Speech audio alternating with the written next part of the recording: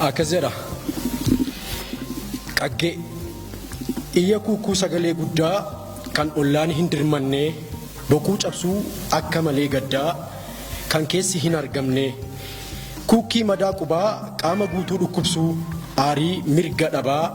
aara gaara keessaa huursuu falmii falma dhugaa dubbii ifaa harki mirgaa dhiigi bitaa rafaa karaa karri cufaa abbaan danqaree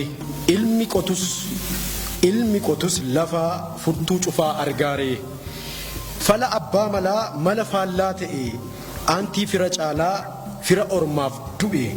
hiriyyaa malee gaggeessaa malee as deebi'u har'as hakkuma kaleessaa hidda hiddaan du'u leenca keessaa dhalatus akka saree adda ormaa keessa dhokotee gorsamus yoom of bare elaamee jarana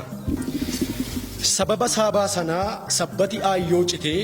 ergasii gaafa yoonaa ateetee yoom milkoofte milkiitu harkaa badee malkaa buuteen beettu barad darbuu didee siiqqeen karran saaqtu hortees horan geessu hora harrees seene miixattulleen deessus naman taane gootii ilmi ateetee aduun sun goobane ilma sobaa saabaan dhalteef dhaqee harka kenne ergasii gaafasii gabbinni gadaa oodee hoodii raajii uumamee sirni mootii of muudamni gadaa dhibamee aduun keenya goobane soddaa milkii jaraaf ta'ee sabatu godaane malkaa gamacee godoon gadaa jigee mootiin mana jaaree mirgi dhugaas gogee somni saabaas horee aduun goobanee fi milkii warra soddaa cidha jabeeffatu